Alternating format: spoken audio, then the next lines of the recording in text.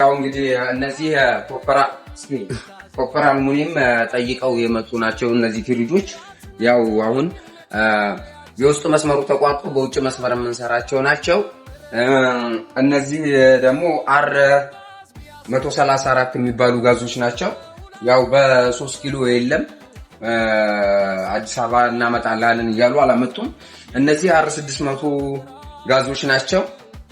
ሲቀጥል ይሄን ይመስላል። እነዚህ ደግሞ ኦክሲጅን መበየጃዎች ናቸው።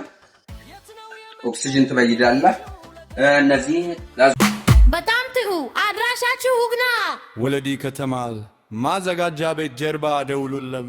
ከሪም ገና የታመነ የሙያ